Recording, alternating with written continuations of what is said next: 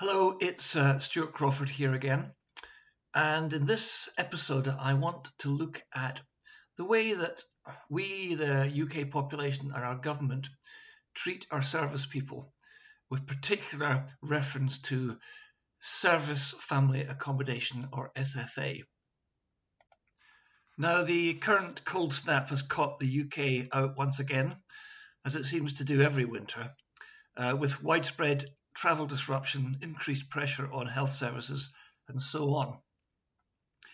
The situation has hardly been helped by the wave of strikes that's happened at the same time, as disgruntled workers from across the board take action to increase their pay packets in response to the spiralling cost of living.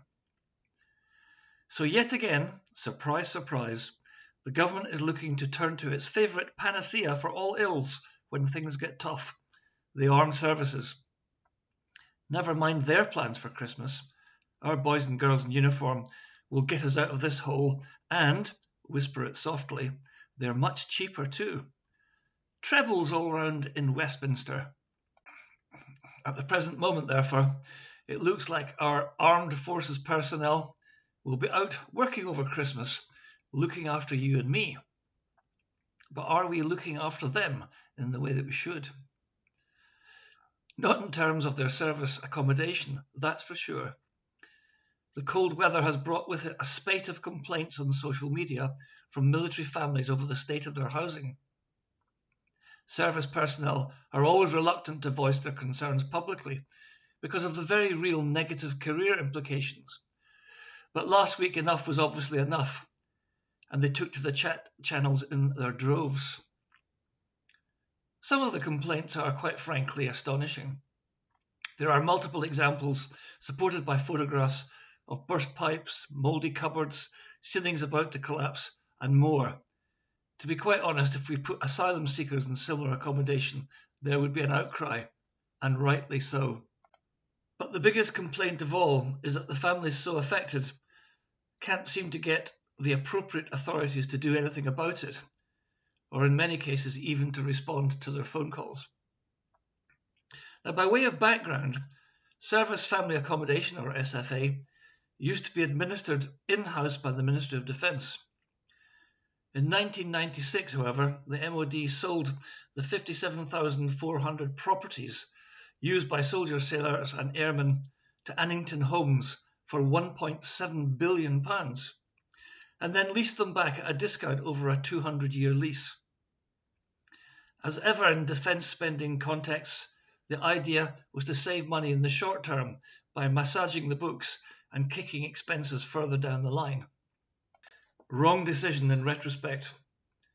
In 2018, the National Audit Office said the deal had cost the taxpayer up to £4.2 billion due to the huge increase in value of the properties it had sold. Unfortunately, the arrangement also left the government paying for the upkeep of MOD properties, but unable to exploit the increase in their value. Now, the state of accommodation for the armed services has long been an issue of concern, even when it was done in-house. But the current arrangement with SFA seems mildly complex and completely counterintuitive. Military accommodation is overseen by the Defence Infrastructure Organisation, the DIO, but no one company has been charged with overall responsibility for the service that's meant to be delivered.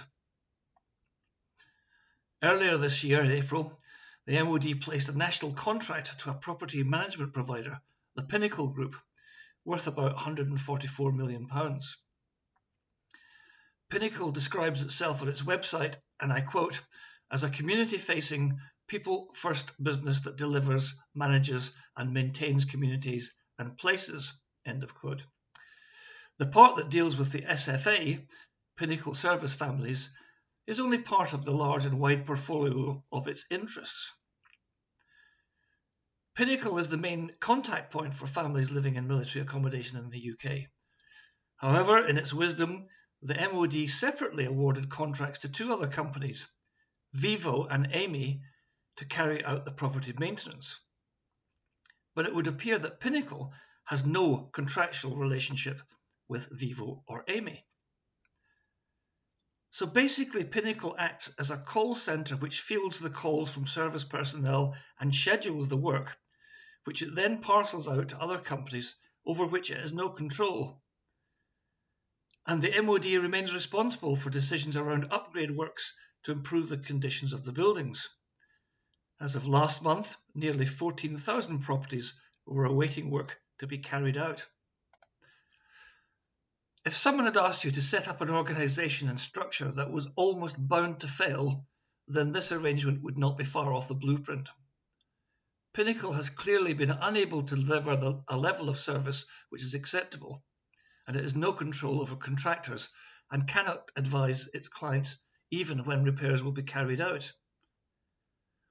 The litany of complaints from military families is mind-boggling, and many have lost patience, hence the explosion on social media. Senior politicians have now become involved, with Michael Gove receiving praise from his constituents in the Sandhurst area for his energy and concern over the matter. But it's just not good enough, is it? Why should the government continue to rely on its armed services when they can't rely on it? This is definitely one for Defence Secretary Ben Wallace and Chief of the Defence Staff Admiral Tony Radican to sort out, and quickly.